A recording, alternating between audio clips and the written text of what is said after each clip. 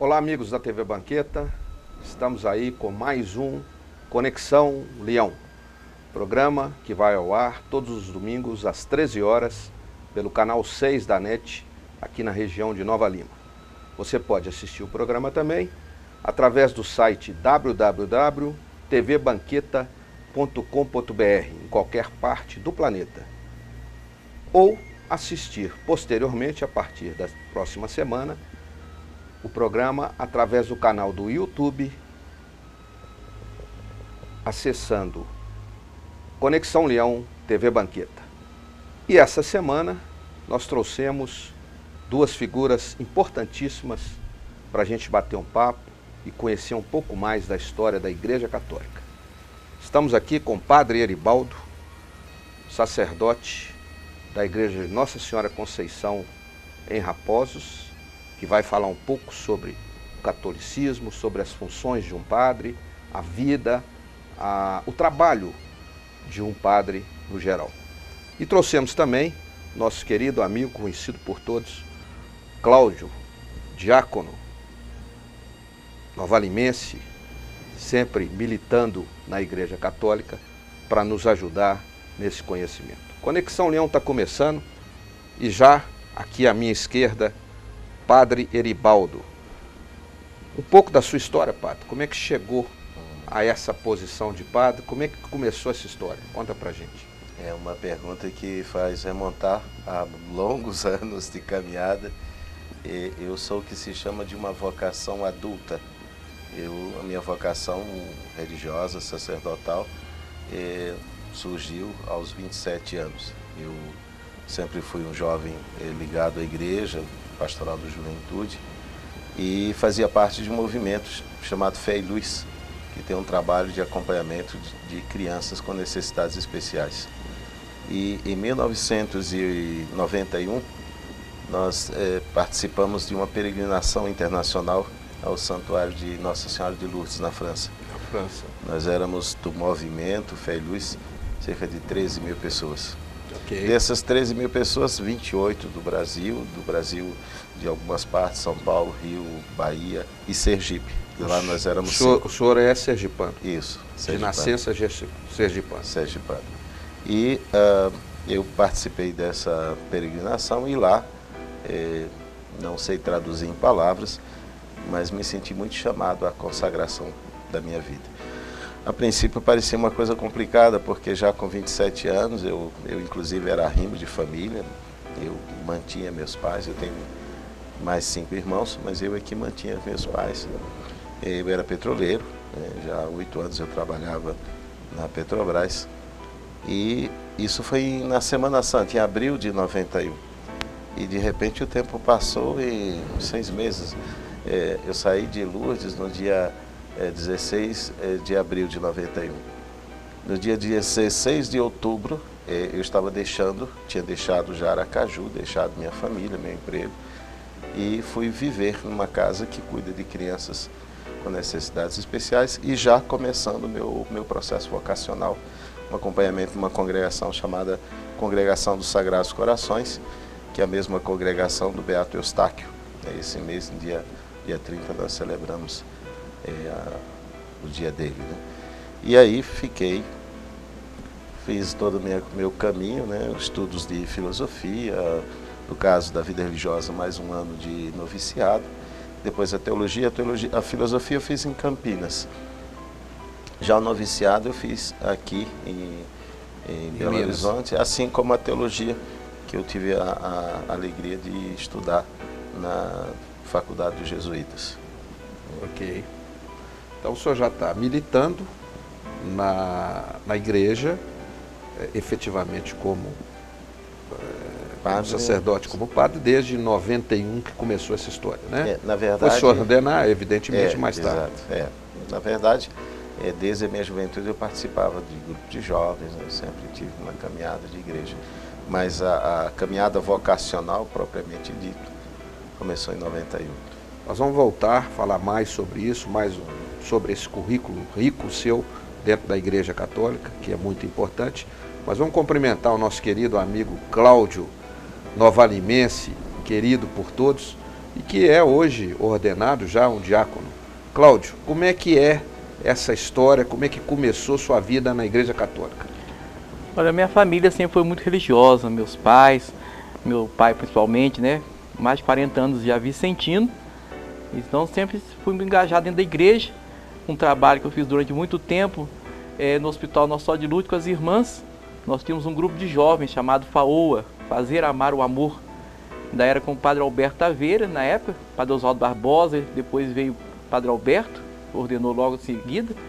E aí começou a nossa caminhada, e eu fui seminarista durante um bom tempo. Depois deixei o seminário, casei e continuei esse trabalho meu, ajudando as comunidades, ao trabalho aí em todas as igrejas, sempre disponível. E essa alegria minha sempre de estar junto na igreja. E depois, né, do seminário, fui ministro da Eucaristia aqui na Paróquia Santa Efigênia e em seguida ordenei como diácono.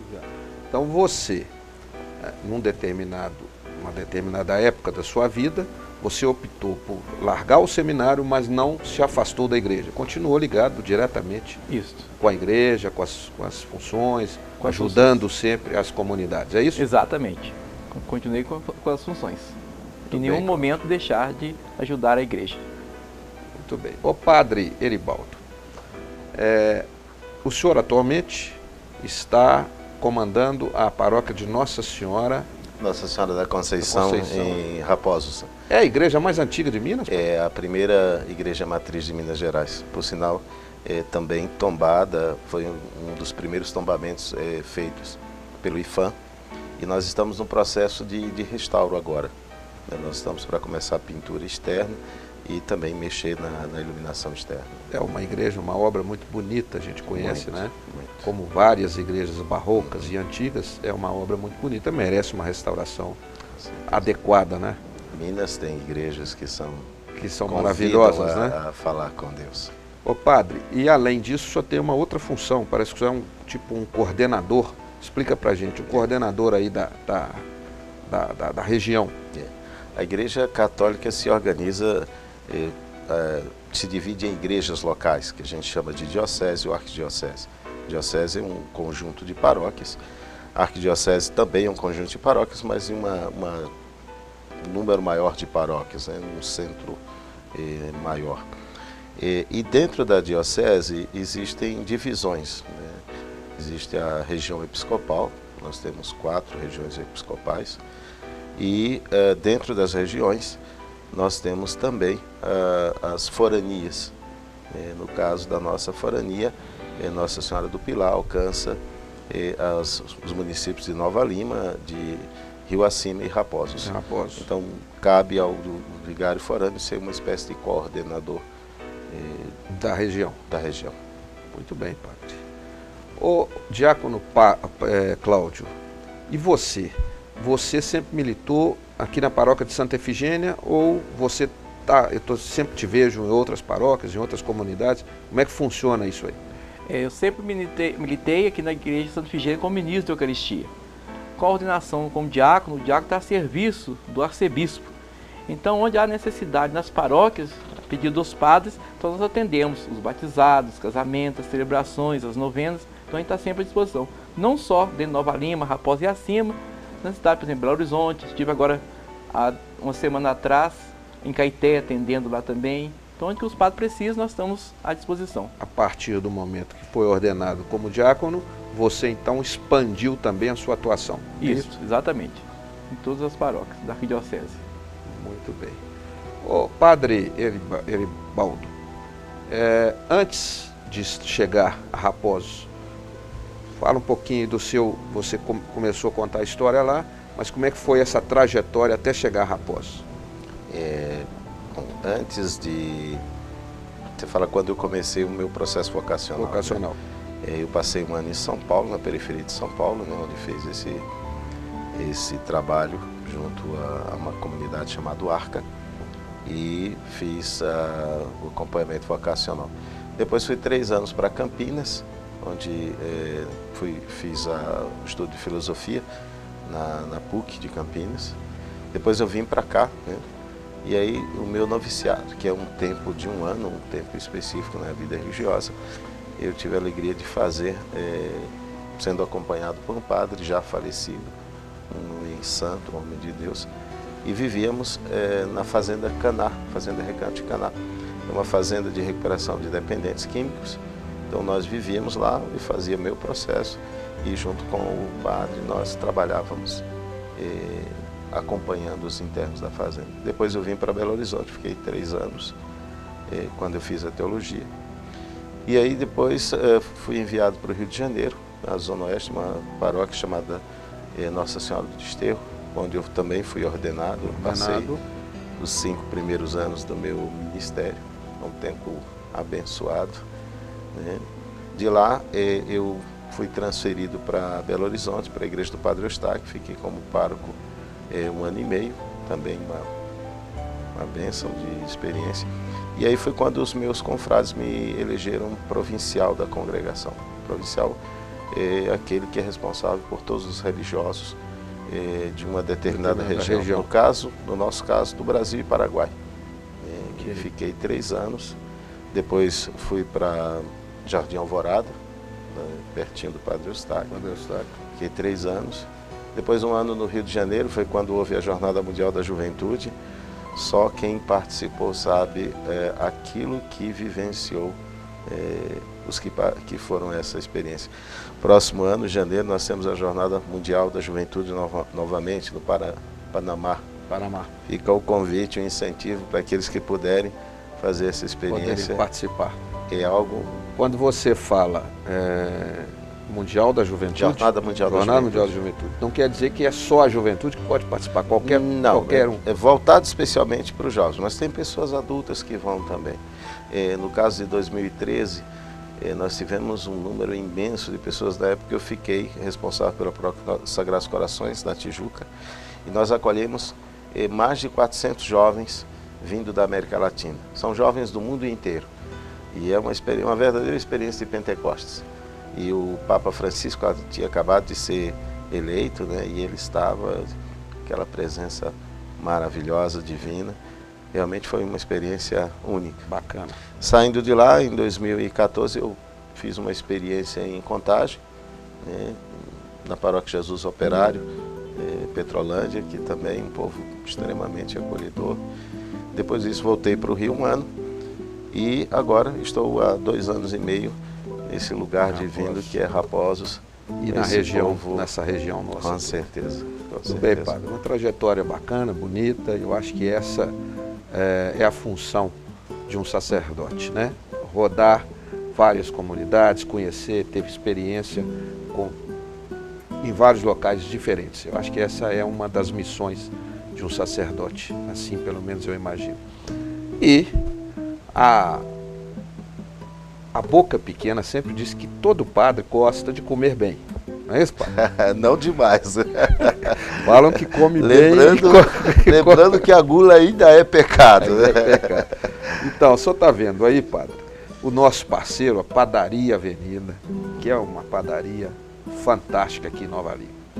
Padaria Avenida, inclusive, o proprietário, que é o Robson, é lá de Raposos. Opa, precisamos o Robson de Raposos. nos encontrar. E nos presenteou, sabendo da visita de vocês, com esse café maravilhoso que você está vendo aí. Mais um lanchinho. Mais do que café, um banquete. Um banquete, da melhor qualidade. Muito obrigado, Robson. E Cláudio, que está aí, que mora aqui na cidade, a Padaria Avenida fica aberta todos os dias, das 6 da manhã às 11 da noite, viu, Cláudio? Estacionamento próprio, na porta, segurança, show de bola. E lá você acha o pãozinho quente a toda hora, o lanche diversos, salgados, você tem uma pizza montada na hora que você quiser, tem uma massa montada na hora que você quiser, enfim. A Padaria Avenida é a melhor opção para nós, novalimenses e da região. Padaria Avenida, a mais nova sensação da cidade.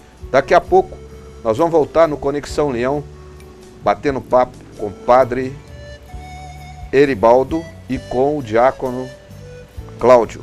Daqui a pouco nós vamos falar mais sobre as funções de um padre e as funções de um diácono. Daqui a pouquinho tem mais Conexão Leão.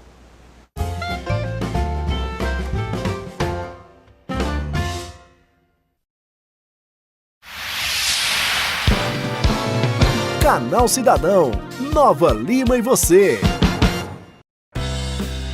O projeto Esporte na Comunidade se consolida na oferta de atividades a crianças e adolescentes novalimenses. As novidades deste segundo semestre são as aulas de jiu-jitsu e xadrez. Nosso objetivo é promover cada vez mais atividades esportivas, para que os jovens e as crianças se encontrem em alguma delas. Para isso, além dos professores e monitores, a gente disponibiliza toda a estrutura e os materiais necessários para as atividades. As aulas de jiu-jitsu já foram iniciadas no Núcleo José de Almeida e em breve estarão em mais 4 bairros. O xadrez será oferecido inicialmente a 30 alunos nos turnos da manhã e tarde na Secretaria Municipal de Esporte e Lazer, na Rua Melo Viana, número 174, Centro. O nosso objetivo hoje é tirar as crianças das ruas e colocando elas aqui dentro do projeto, mostrando o caminho certo, tirando elas da criminalidade e tornando cidadão do bem. O Esporte na Comunidade atende cerca de 280 alunos com idades entre 5 e 16 anos. Fala, cidadão! A atividade que eu mais gosto é o jiu-jitsu, porque ele ajuda as pessoas a se defender. Eu não sabia muito o que era jiu-jitsu, aí eu comecei a gostar muito. E aqui a convivência com meus colegas é muito legal e com o professor também. Mamães e papais podem trazer os seus filhos para estudar com a gente. As atividades de vôlei, basquete e futsal seguem nas quadras do Cariocas, Honório Bicalho e Jardim das Américas, BNH, além do ginásio do Olaria. As aulas de futebol acontecem no campo do Montanhês. Saiba mais sobre as ações da Prefeitura em nosso site www.novalima.mg.gov.br, nas redes sociais Prefeitura de Nova Lima Oficial e no jornal A Cidade.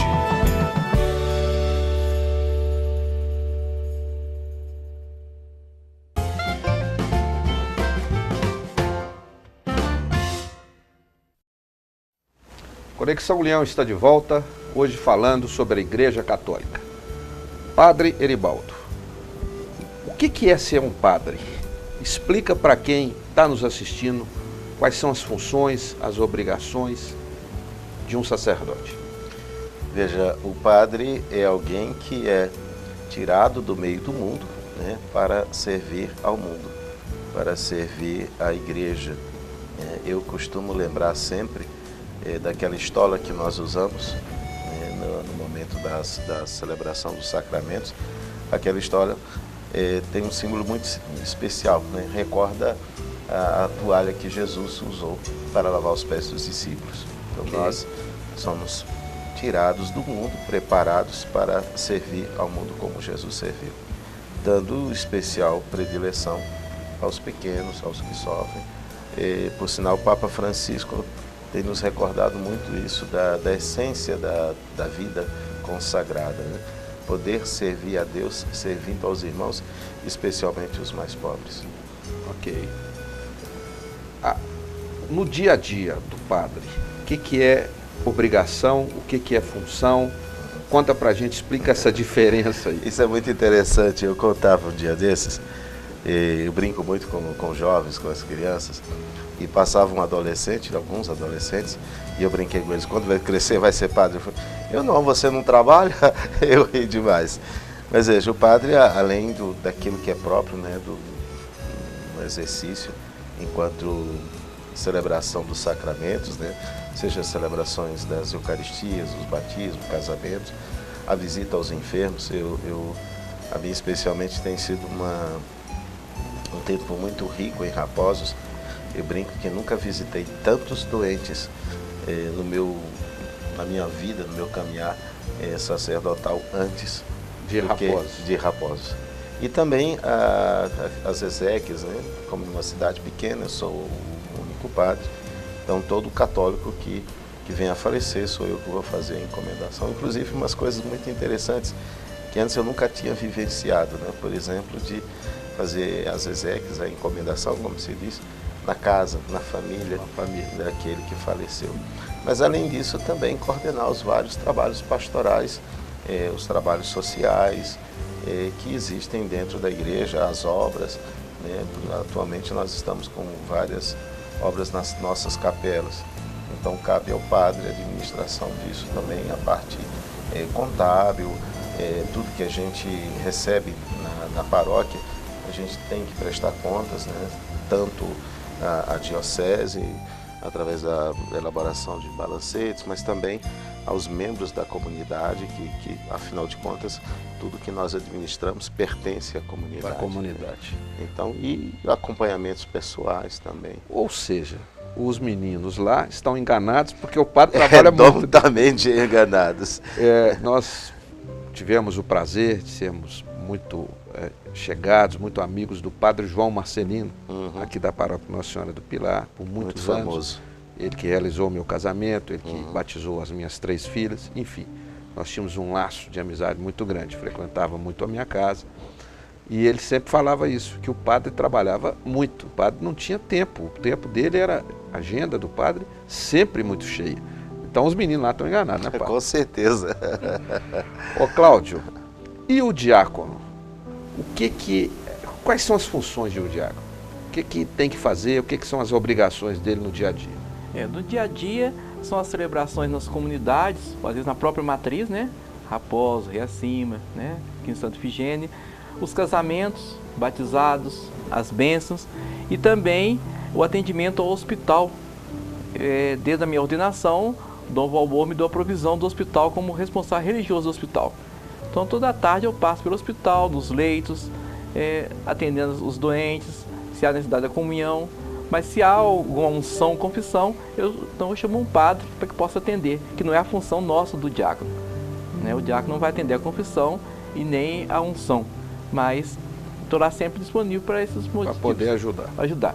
Mas a agenda é cheia, porque muito casamento, fora às vezes, batizados, né? As visitas nas casas. Antes de você se ordenar diácono, eu me lembro que você trabalhava, era enfermeiro, inclusive, no Hospital Biocor, parece. No Hospital Biocor eu já era responsável religioso. Mesmo sem ordenar. Tá. Ok. E hoje, você tem uma outra função ou você exerce só a função de diácono? Não. Dá para conciliar outro trabalho? Dá para conciliar. Sabe? Hoje eu tenho a função também na prefeitura, na educação ambiental. Mexendo com as escolas, com as crianças e à noite com esse trabalho. Então dá para conciliar. Sempre ligado com comunidades. Com a comunidade, Eu estou na educação ambiental, um dos motivos foi isso, pelo meu trabalho da comunicação nas igrejas, com o povo, então estou lá, dando essa força. Ô Padre Elibaldo, qual que é a diferença para o nosso telespectador entender do diácono? O que é o diácono na igreja? Como é que surgiu essa ideia, como é que surgiu essa função? Veja, Jesus, quando iniciou o seu ministério, ele sentia a necessidade de ter colaboradores, de ter outras pessoas que pudessem, com ele, proclamar o reino de Deus. Com o tempo, a igreja foi se estruturando, né? Depois da ressurreição de Jesus, os diáconos, os apóstolos foram criando comunidades, com São Paulo de forma especial. A igreja se estendeu muito. Mas, inicialmente, houve uma necessidade de ter outros colaboradores. A igreja passava a ter, de forma especial, algumas necessidades materiais, assistência aos pobres, às viúvas, e surgiu a necessidade de ter outras pessoas, e aí foi quando foram ordenados os diáconos para terem essa função do cuidado dos pobres, né? Diaconia, que quer dizer serviço.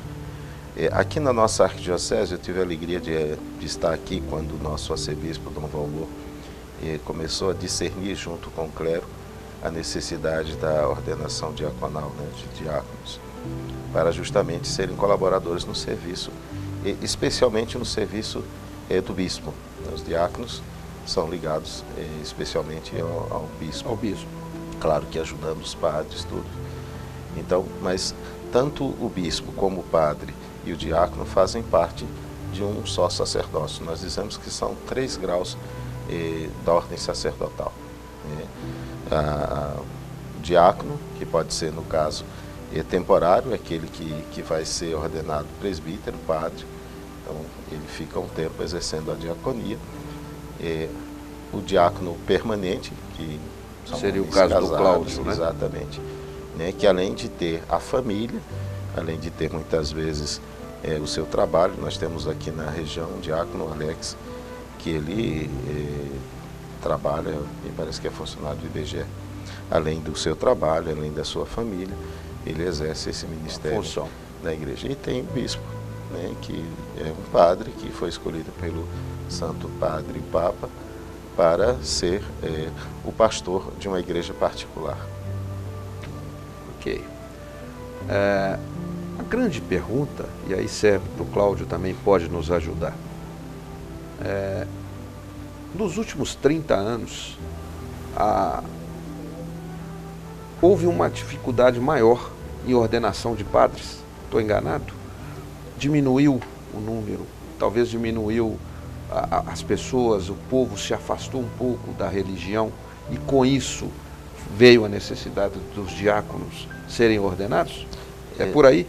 Não necessariamente, né? Se fosse por isso, seria uma motivação muito frágil.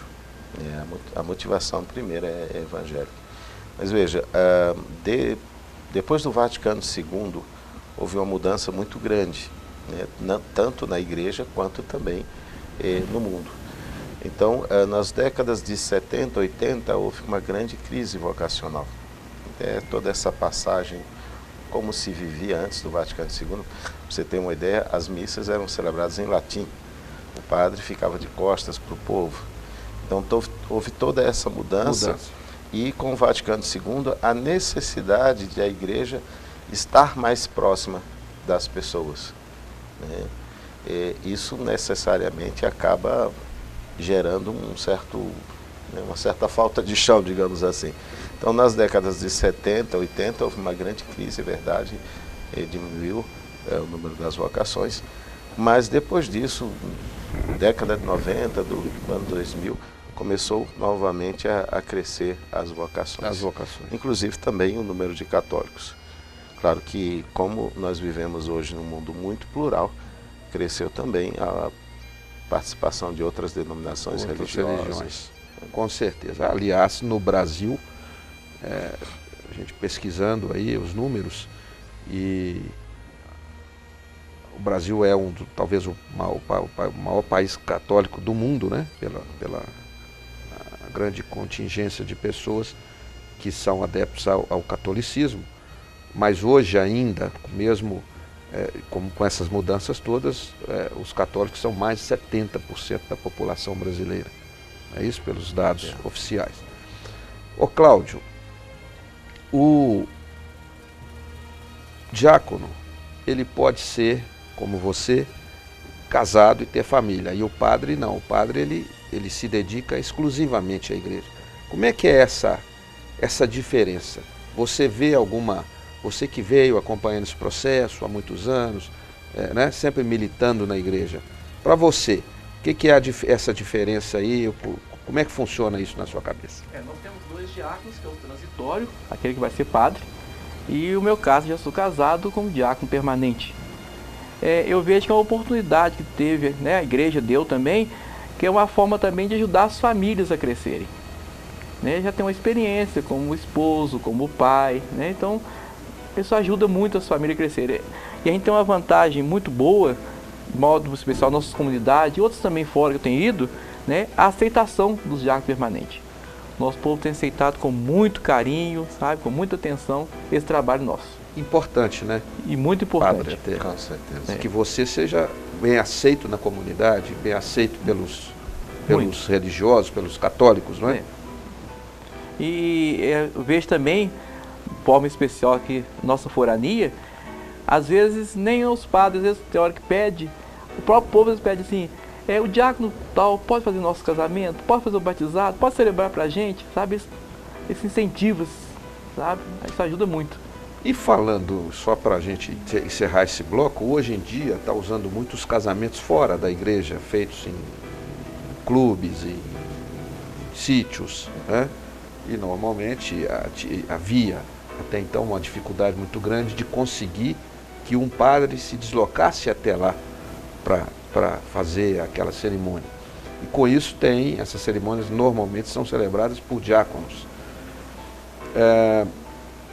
Como é que funciona? Aquele pessoal, aqueles diáconos que celebram os casamentos fora da igreja, fora de uma igreja física, né, vamos dizer.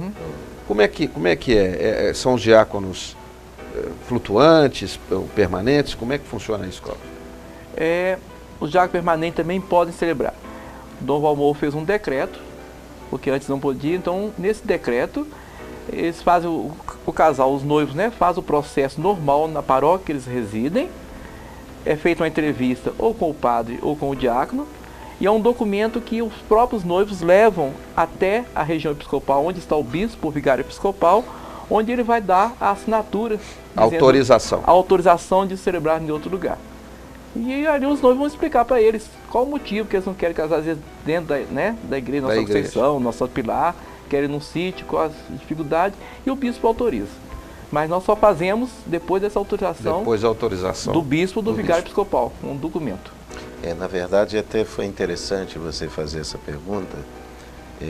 Eu, particularmente, penso que o sacramento, todo e qualquer sacramento, é sempre vivenciado na comunidade, por alguns motivos particulares. A título de experiência ainda, né, Dom Valmor fez essa proposta de fazermos essa experiência para avaliarmos também, né, até que ponto pode ser continuado ou não. Mas de antemão, a teologia dos sacramentos é muito clara. Os sacramentos são uma experiência da comunidade e vivida na comunidade. Eu particularmente acho de uma riqueza ímpar você estar na igreja celebrando o seu sacramento. Do ponto de vista prático, às vezes quando você vai para um desses lugares, às vezes o ambiente não está propício para uma celebração que não é um ato social, né? Você tem uma festa, mas é um momento divino. É um momento, por exemplo, o casamento, onde um amor que é humano se torna divino. Com certeza. Então, assim, os espaços também dizem muito. Concordo plenamente. Eu, como católico praticante, concordo em gênero, número e grau com o senhor. Mas cada um tem a sua visão e a sua opinião e nós respeitamos. Não é isso, Cláudio? Ô, Cláudio, você que casado, tem filho, gosta de comer uma pizza de vez em quando, gosta de levar seu Gesso, Dona Maria, para comer aquela pizza gostosa, né? Isso. Então, no dia que você for pagar a pizza, que eu sei que o dinheiro aí tá bom, trabalha muito, tem que ganhar bem. Leva eles lá na Padaria Avenida. Lá tem uma área gostosa, uma área externa, mas coberta, com televisão. Você pode sentar confortavelmente, é muito bem atendido. O pessoal do atendimento da padaria é sensacional. E lá você escolhe, você manda montar a pizza do seu jeito, ou a massa do seu jeito. Uma delícia, com a bebida que você quiser acompanhar, além do café que eu sei que você gosta, um refrigerante, um suco bacana. Padaria Avenida, está ali na Avenida José Bernardo de Barros, 187, bem próximo da subida do Cascalho. Sabe onde que é, né, Cláudio? Sabemos. Padaria Avenida, a mais nova sensação da cidade. No próximo bloco, nós vamos continuar com esse papo bacana, com o Padre Eribaldo, com o Cláudio Diácono, e vamos falar um pouco do futuro da igreja, dos desafios da Igreja Católica daqui para frente. Daqui a pouco tem mais Conexão Leão.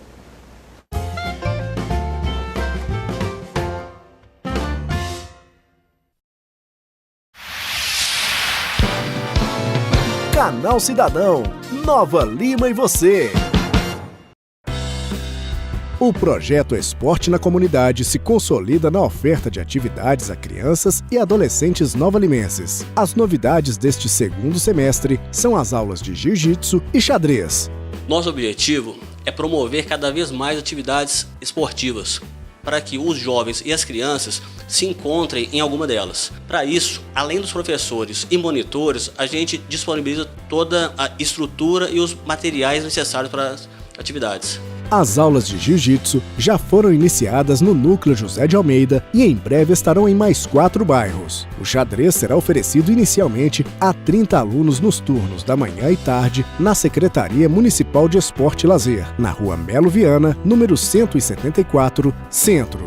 O nosso objetivo hoje é tirar as crianças das ruas e colocando ela aqui dentro do projeto, né, mostrando o caminho certo, tirando-as da criminalidade e tornando cidadão do bem.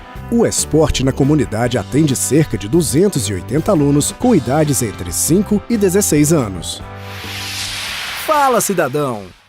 A atividade que eu mais gosto é o jiu-jitsu, porque ele ajuda as pessoas a se defender. Eu não sabia muito o que era jiu-jitsu, aí eu comecei a gostar muito. E aqui a convivência com meus colegas é muito legal e com o professor também. Mamães e papais podem trazer os seus filhos para estudar com a gente. As atividades de vôlei, basquete e futsal seguem nas quadras do Cariocas, Honório Bicalho e Jardim das Américas, BNH, além do ginásio do Olaria. As aulas de futebol acontecem no campo do Montanhês. Saiba mais sobre as ações da Prefeitura em nosso site www.novalima.mg.gov.br, nas redes sociais Prefeitura de Nova Lima Oficial e no jornal A Cidade.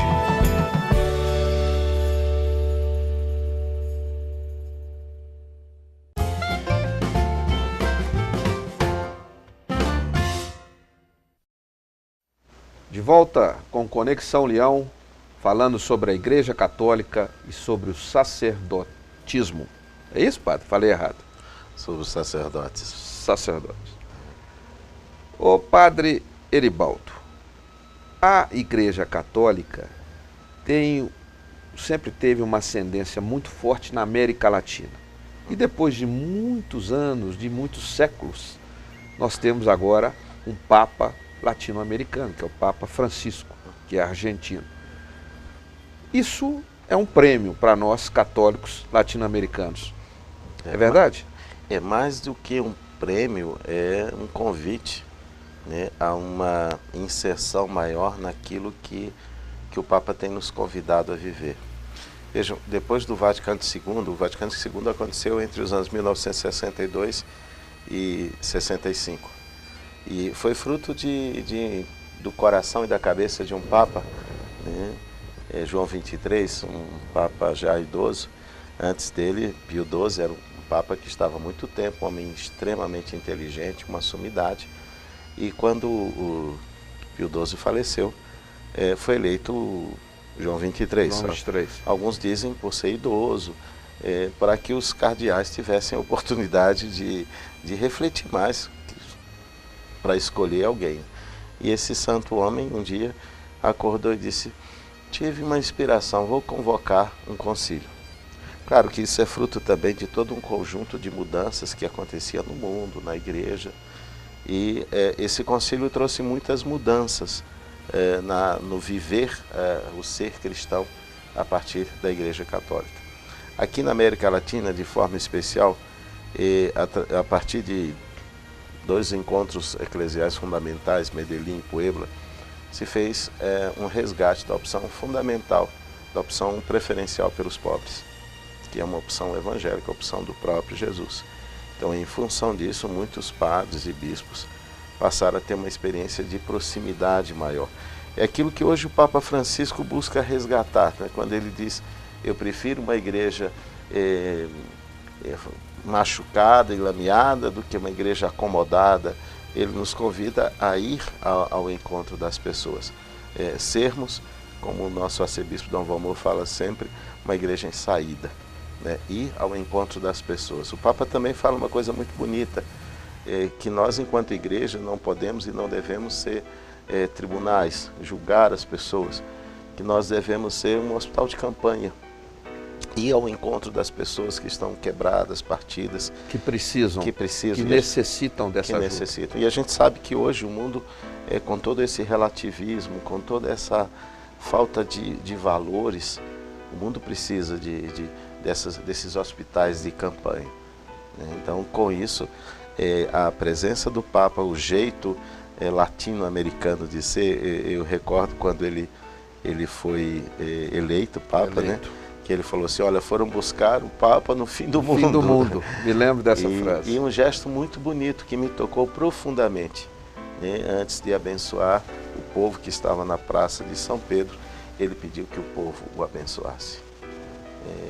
É um jeito muito latino-americano de ser, né? Afetivo, próximo. Na Jornada humilde, na Jornada Mundial da Juventude, a presença dele foi... E o pontificado dele tem sido assim um sopro para a igreja, de forma especial para a América Latina. Que bom, muito bom. Ô Cláudio, você que milita na igreja há tanto tempo, quais são os novos desafios da Igreja Católica? Para você, como diácono, como um especialista da religião, uma pessoa que nasceu católico e vive dentro da igreja. Qual o grande desafio da Igreja Católica para você? Olha, Zé, eu vejo, junto com o Padre Erivaldo, nós temos muitos desafios. É isso que nós falamos no princípio. É estar ao lado do outro, ajudar o outro a viver isso. E as nossas comunidades, às vezes, tem hora que tem algumas coisas, algumas pastorais, né? Ninguém é dono de nada. Então, uns desafios são esses, quer dizer, às vezes o egoísmo, as posições, né? Eu quero ser mais do que o outro. Então é hora da gente começar também, nós temos feito essa força, essa ajuda, né? De ajudar as pessoas a viver aquele momento assim de estar sempre preparando o outro para ser também aquilo que nós somos. Por exemplo, eu hoje como diácono, a gente vai trabalhando com outros que podem ser diácono amanhã. O padre também, né? Preparando outras pessoas, os pastorais, né? Os coordenadores, a pessoa acha que ele é dono, nós não somos dono. Então o desafio é esse, a gente vivenciar mais o Evangelho de Jesus Cristo. Aqui que o Papa Francisco tem nos pedido, viver esse momento importante do Evangelho. Ok. O Padre Erivaldo, o Cláudio citou a palavra desafio. Como ser humano, se tornar um padre é um desafio, você tem que abrir mão de muita coisa para poder ser um padre, de muitos sonhos. Conta isso pra gente. Você pode abrir mão de sonhos em função de outros sonhos, né? Esses dias eu completei 54 anos de idade e nós temos um grupo de coroinhas, um bom grupo de coroinhas, são cerca de 60. E eles fizeram uma homenagem belíssima para mim. E eu dizia para eles o seguinte, olha, ser padre tem suas dificuldades, seus desafios, assim como ser pai de família, assim como ser mãe de família. A vida em si é um desafio, né? Mas assim, posso dizer que ao abrir mão de determinadas coisas, por exemplo, ter uma família, né? Você de estar também sempre servindo aos outros. Né? Mas sabe que o Papa Francisco fala, eu repito muitas palavras dele, ele fala assim que não é bom estar feliz. Eu me sinto muito feliz como pessoa, como padre, mas é mais significativo ainda ser motivo da felicidade dos outros. E aí eu pessoalmente acredito que um consagrado ele é chamado a levar a vida ao coração das pessoas. E veja, não existe coisa mais divina do que isso. Algumas experiências que eu faço no meu ministério, com toda a minha fragilidade humana, você se perceber instrumento da graça de Deus, não tem nada que se compare. Às vezes alguém me pergunta, escuta, quando você deixou a Petrobras, não sentiu não? Eu falei, olha, hoje eu vou não para onde eu quero, mas para onde me enviam. Não tenho o que quero, não faço o que quero, quando quero. Mas nunca me senti tão feliz, né? Nunca me senti tão realizado. Eu tenho algumas lembranças que para mim são sinais assim da doçura, da ternura de Deus na minha vida, a partir dessa opção de servir a Deus, servindo as pessoas. Tem uma coisa muito significativa, veja, eu sou sergipano, já morei na minha caminhada vocacional em São Paulo, em Minas, no Rio, já estive em outros lugares. Uma coisa muito bonita, onde a gente vai, aquele povo, aquele lugar, é o nosso povo, é o nosso lugar, se torna a nossa família. A comunidade de fé passa a ser a família do Padre. Isso é muito significativo. Eu digo assim que eu tenho milhares e milhares de filhos, E eu tenho Todos são filhos, né, padre? dezenas de famílias, né? Onde eu volto dos lugares que eu fui, que deixei um pedaço de mim, né? Eu volto para minha casa.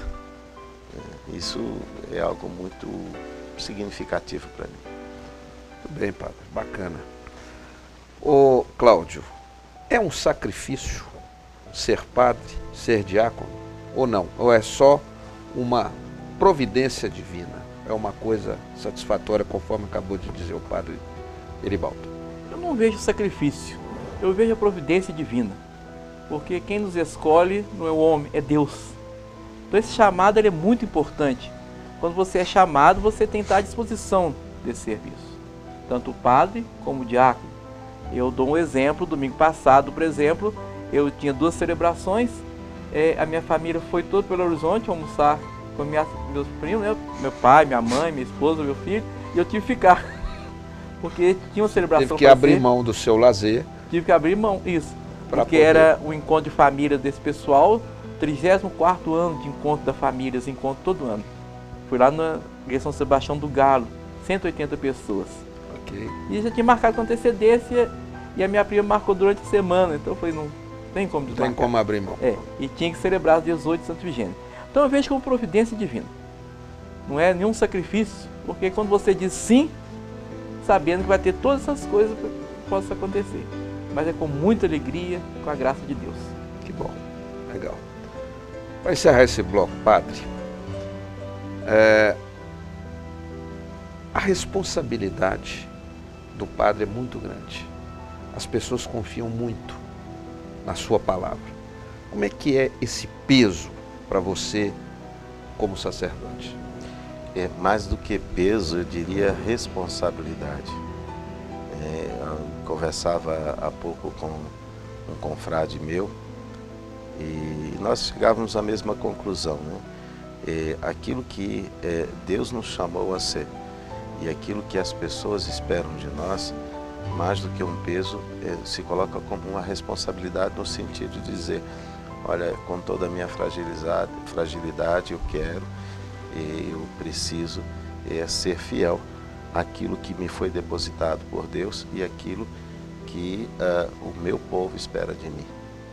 Em todos os aspectos, tem algumas situações, seja na celebração dos sacramentos, especialmente o sacramento da reconciliação, você poder ser instrumento da graça de Deus no resgate de uma vida.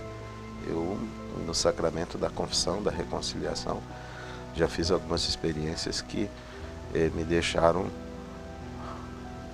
porque você se perceber na sua fragilidade, instrumento da cura, da libertação de uma pessoa, né? Você encontrar uma pessoa quebrada em função do pecado, de N situações, e você poder ser esse instrumento de Deus, condutor dessa pessoa, é algo dessa fantástico. Pessoa até Deus. E nas outras dimensões também, né? Por exemplo, a administração das coisas que são da igreja, que não nos pertence, né? Pertence às pessoas. Então você poder fazer isso com zelo, com atenção, com carinho, até pequenas coisas, né? Essa coisa da humanização do nosso ministério hoje, mais do que nunca, isso é algo que nos é pedido, né? Nós não somos funcionários do altar, né? Nós somos homens consagrados, no caso das irmãs e mulheres consagradas, chamados a ser instrumentos da misericórdia e da graça de Deus. Então, acolher as pessoas como criaturas de Deus, isso é algo que nós temos exercitado. É claro que as exigências, as responsabilidades, muitas vezes também, em alguns momentos, nos cansam, mas é preciso ter presente esse ser coração de Cristo na vida das pessoas. Ok. O padre Eribaldo, nós falamos que todo padre gosta de um café. E gosta de um pão quente a toda hora também, não é isso? Você está me deixando com água na boca. Eu tenho que conhecer essa padaria. Tem que ir lá fazer uma visita para a Padaria Avenida. E agora que eu sei que é de um raposense? Pão quentinho a toda hora de um raposense. Opa. Né? O nosso querido Robson e a sua esposa, que são lá de Raposos e que montaram essa padaria maravilhosa, né, Cláudio? Exatamente. Aqui em Nova Lima. Padaria Avenida, o senhor ir lá buscar o seu pão quentinho, conhecer a padaria. Está na Avenida José Bernardo de Barros, 187, ali próximo da subida do Cascalho. O senhor já conhece Nova Lima, mais ou menos, já tem uma ideia. Então tá fácil, viu? Saindo aqui do programa, o senhor pode passar por lá, conhecer a padaria, já aproveitar e já levar um pãozinho quente lá para Raposa. Não é isso? Padaria Avenida, a mais nova sensação da cidade. E daqui a pouco tem o último bloco do Conexão Leão, falando sobre a Igreja Católica e o sacerdotismo. Daqui a pouco, Conexão Leão está de volta.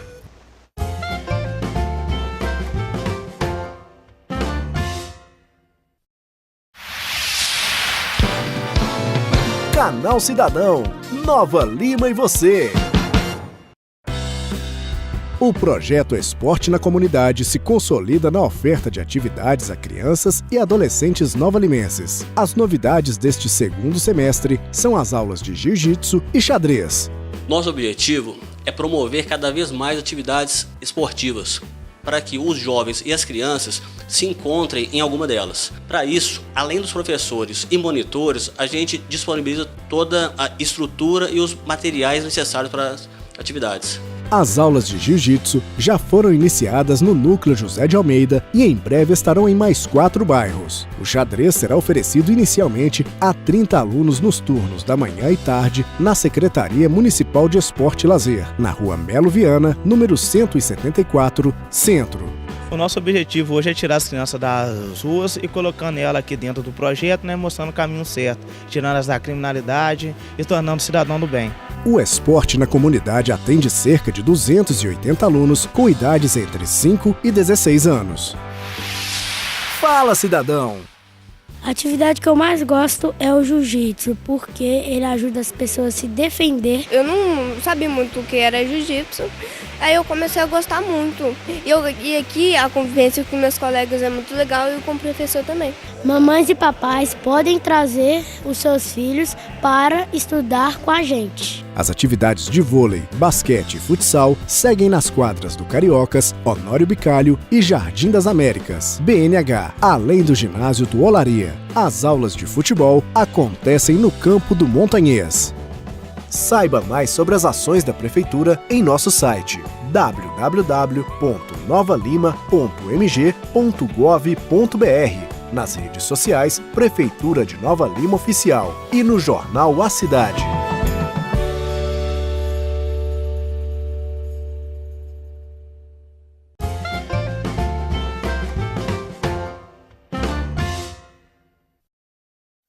Conexão Leão chega no seu último bloco, falando sobre catolicismo.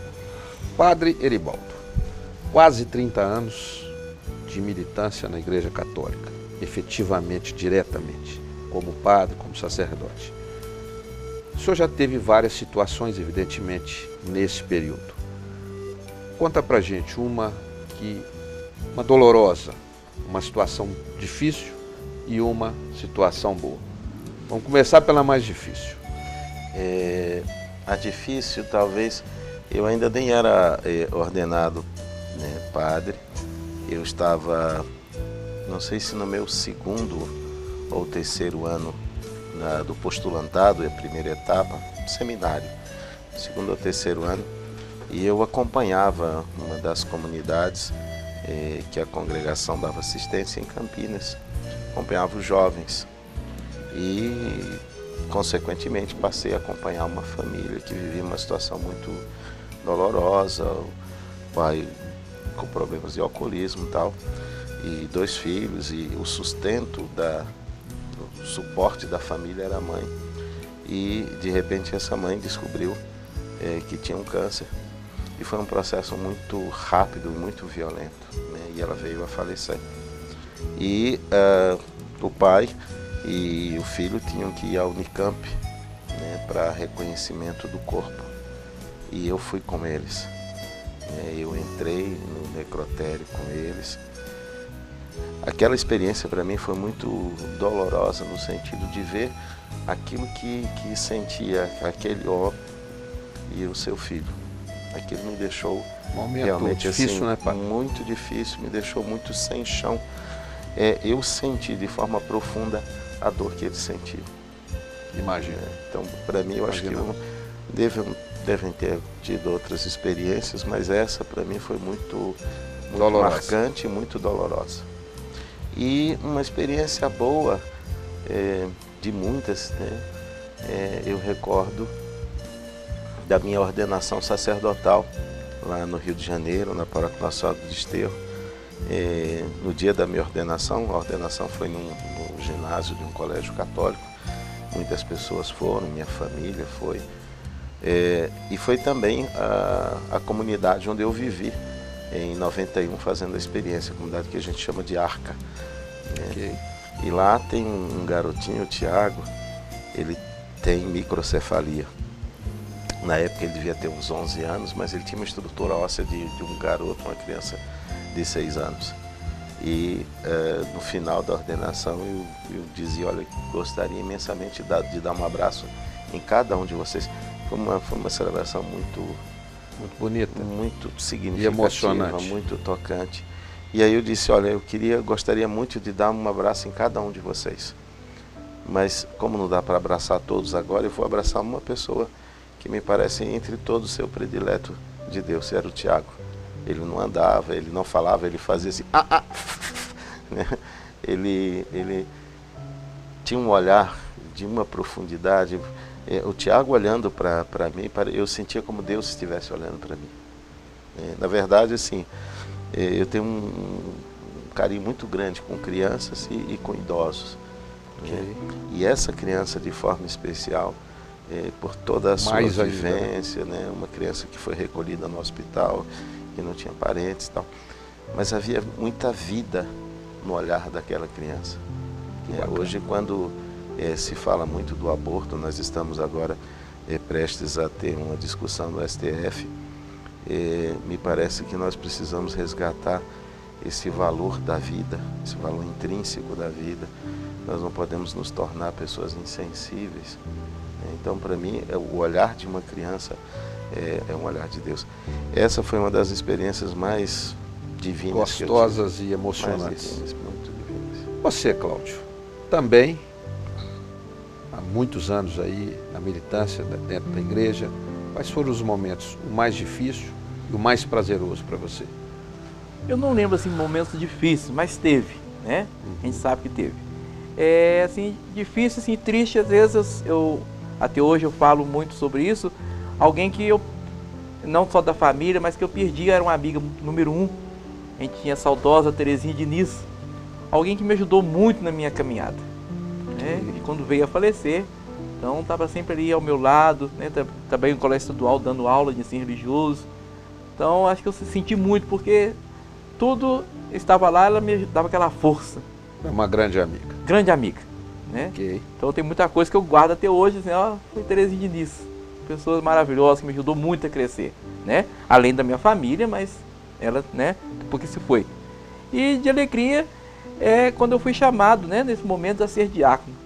Não pelo grau, não de ter vestir uma túnica e colocar uma estola, mas de poder, mais do que eu já fazia, poder servir a comunidade, né? Como ministro já servia, mas muito mais agora poder estar a serviço do clero, a serviço dos pobres, né? Foi uma coroação da sua dedicação à igreja, isso, podemos porque dizer assim. Eu já tinha uma caminhada, porque um reconhecimento ao seu trabalho, né? Meu padrinho de batismo foi Padre Oswaldo Barbosa, e meu padrinho de crisma, o Padre Alberto, o Rio Dom Alberto, né? Foi seminarista e tudo. Então essa caminhada, né? Depois, e com esse chamado, então essa foi uma alegria para mim muito grande, poder servir mais ainda as comunidades, além da minha família, as comunidades que precisam.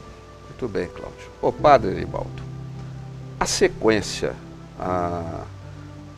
para quem está nos assistindo tem essa curiosidade, como é que é a escada? Começa como padre, tem o cappuccino, explica isso um pouquinho para a gente, quais são as diferenças, até chegar ao Papa, como é que funciona? O mês de agosto é conhecido como o mês das vocações, né? Então a gente valoriza muito a vocação dos pais, a vocação dos catequistas, a vocação dos religiosos, dos presbíteros.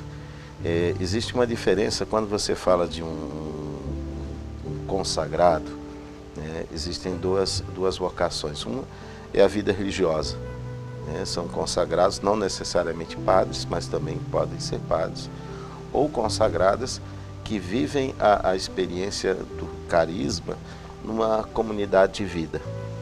E existe o padre secular, que a gente chama, o padre diocesano, é aquele que pode viver até com outro padre, mas ele é formado para ter uma caminhada junto da sua paróquia. Então, essa é a primeira distinção, o religioso e o padre diocesano, o padre secular.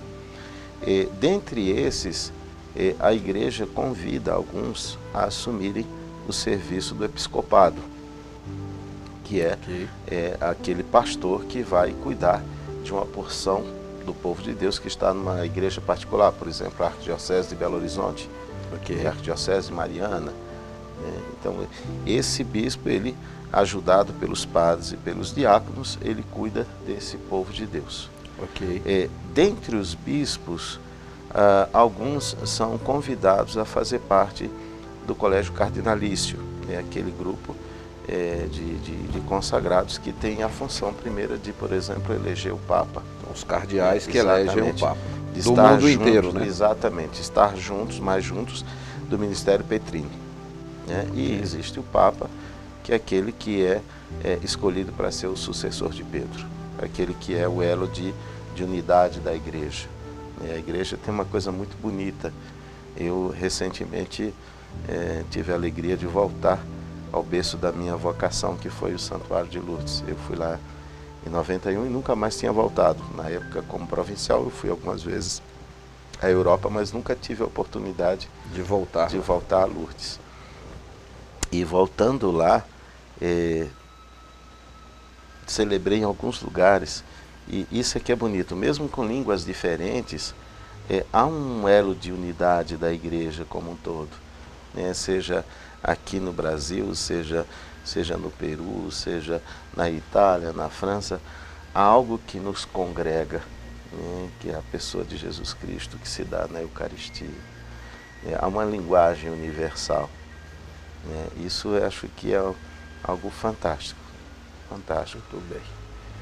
A comunidade de São Geraldo em Curvelo, existe lá o Santuário de São Geraldo, eu como também um devoto de São Geraldo, entre outros santos, né? Eu sempre tive essa curiosidade. O que é um cappuccino? Cappuccino, né? Que fala? Cappuccino. Cappuccino é um tipo de franciscano. O franciscano é uma ordem religiosa por volta do século XII, que começou com a inspiração de Francisco de Assis. E dessa inspiração surgiram algumas ordens, né? Os capuchinhos, os conventuais, os descalços, né? Mas são religiosos que vivem o carisma original que foi inspirado ao coração de Francisco de Assis. E que nem sempre o capuchinho chega a ser padre. Não necessariamente. Não necessariamente. Não. Os religiosos, eles podem consagrar a sua vida sem serem padres. E podem fazer maravilhas, né? Tem um religioso da Congregação dos Sagrados Corações, um baiano, que não é padre, um homem de uma doçura, um homem de uma capacidade de alcançar o coração das pessoas, que muitas vezes nós padres não temos essa mesma capacidade, né? Porque talvez assim, a grande questão seja não o que nós fazemos, né? Mas como fazemos e como somos. Como somos, né? Tem pessoas nas nossas comunidades, eu fico encantado, às vezes, por exemplo, nas exéquias que nós celebramos, nas encomendações que fazemos, algumas coisas que ouvimos dos falecidos, né, que nos fazem perceber que existe uma multidão de santos entre nós. Não necessariamente padres, bispos, mas de homens e mulheres que fazem da sua vida um dom de Deus. Um dom de Deus. Bom. Ô Cláudio, a gente está praticamente encerrando o nosso Conexão Leão de hoje. Esse mês é um mês de comemorações, né? Tem o dia do padre, tem o dia do diácono. Como é que é? Que dia que é? nós comemoramos isso aí? No domingo, no dia 4, 4 é o dia de do padre, agosto. de agosto. É Dia do Padre. E dia 10 é o dia dos diáconos, Tiago. porque é o dia de São Lourenço. Foi o primeiro diácono em Marte da é? igreja. São Lourenço. Então nós comemoramos no dia 10. Tanto no dia 10 nós temos todos os nossos diáconos. Hoje nós somos 65 diáconos em Belo Horizonte. Nós temos um encontro no Convívio Emaús, que é o seminário da Arquidiocese de Belo Horizonte, com o nosso arcebispo, onde ele celebra essa missa junto com todos nós diáconos, celebrando esse dia de São Lourenço, dia dos diáconos. É o dia de São Lourenço, que é o dia 10. Dia 10. Nós estivemos lá na cidade de São Lourenço recentemente, uma cidade lindíssima, e não sabia que era esse dia e que esse era comemorado também o dia do diácono. Cláudio, estamos chegando ao final do Conexão Leão. Gostaria que, olhando para aquela câmera, a câmera é sua, você desse a sua mensagem, o seu agradecimento, o seu abraço para quem você quiser. O espaço é todo seu. Pois bem, anda desse agradecimento, né, sendo esse espaço nosso aí, eu só mostro, né, nós temos 2 livros do diaconato, né, que é esse Diretrizes do Diaconato, documento número 96 da CMBB, as diretrizes do diácono, e o nosso arcebispo tem o diretório pastoral para os ministérios ordenados de padres e também de padres e diáconos da nossa arquidiocese. Então nós funcionamos de acordo com o diretório e toda a documentação. Eu quero agradecer, né, nesse dia então, essa entrevista aí junto com o meu amigo Padre Eribaldo, também lembrando, e a nossa alegria muito grande é que nós temos, nós diáconos e padres da nossa forania, nós temos um convívio muito grande. Nós encontramos uma vez por mês, padres e diáconos aqui da nossa forania, para encontrar, ver as dúvidas, as dificuldades, o que podemos fazer. Então isso é muito bom, a nossa unidade entre padre e diácono. E como final, então, que a Virgem do Pilar, estamos aí iniciando a nossa novena, Nossa Pilar, que a Virgem do Pilar possa interceder por cada um da nossa Nova Lima, da nossa forania, de cada família, que ela possa interceder e abençoar cada um na sua residência. Isso aí, Cláudio, muito obrigado pela presença, um grande abraço para você, por você reservar um tempo do seu tempo tão precioso para estar aqui com a gente no Conexão Leão. Gostaria que você levasse o meu abraço particular ao seu Jesus, seu pai, grande amigo, né, que teve aí alguns problemas ultimamente de saúde, mas graças a Deus já está restabelecido. Né, nosso querido Leôncio, grande abraço aí para o Leôncio, depois eu vou te contar por que o Leôncio, mas um grande abraço para o seu Jesus aí. Padre Eribaldo, nosso agradecimento enorme por você também tão ocupado, com a agenda tão cheia, encontrou um tempo para nos dar essa alegria e o prazer de estar aqui com a gente no Conexão Leão. Olhando para aquela câmera, toda sua, para mandar a sua mensagem para os seus fiéis, para os seus seguidores, o abraço para quem você quiser, o agradecimento e o espaço é todo seu. Em primeiro lugar, queria fazer um pedido a você, que faz parte de uma das nossas comunidades paroquiais aqui da Forania, Nossa Senhora do Pilar. Faço esse pedido em nome do Dom Valmor, o nosso arcebispo, e do Dom Giovanni, que é o bispo que acompanha a nossa região episcopal. Cuide bem do seu padre. Cuide bem do seu padre. Uma comunidade pode existir sem um padre, mas o padre não pode exercer o seu ministério sem uma comunidade. E isso supõe ajuda, companheirismo, às vezes até mesmo correção fraterna, mas assim, seja um companheiro de fé. Né? Cuide bem daquele que foi chamado por Deus para, junto com você, atender essa porção do povo de Deus. Esse é o pedido que eu faço a você, especialmente a você que é daqui da região, de Rio Acima, Raposos, Nova Lima. Cuide bem daquele que foi enviado para cuidar de você. E o convite é o primeiro: venha conhecer a nossa igreja matriz em Raposos. Nós estamos num processo de restauro, a igreja está ficando belíssima. A igreja que traduz muito, a sua beleza traduz muito a beleza do seu povo, coração para o seu povo, povo maravilhoso. Fica o convite, nós temos missa todo sábado às 19 horas, no domingo 7h30, 9 e 19 horas também. E durante a semana, se você quiser conhecer a igreja, aqui na região tem muitas igrejas históricas belíssimas, Sabará, Raposos, Nova Lima, Caeté, tem igrejas fantásticas. Se você vai ao Morro Vermelho, Nossa Senhora de Nazaré, uma igreja muito bonito, que vale a pena você conhecer. E também convido você a nos encontrarmos nesses dias, mês de agosto, mês das vocações, mas também o mês do Beato Eustáquio. No dia 30 de agosto nós teremos a grande celebração lá no Santuário da Saúde e da Paz. Eu devo estar lá e devemos nos encontrar lá pedindo saúde e paz para nós, para o nosso povo, para a nossa cidade, para o nosso país tão necessitado de vida. A você que nos acompanha através da TV Banqueta, muita saúde, muita paz. Que Deus os conduza, que Deus nos conduza sempre no caminho do reino. Muito obrigado, Padre Eribaldo. Muito obrigado, Diácono Cláudio, pela presença, pela entrevista. Um grande abraço para você, telespectador.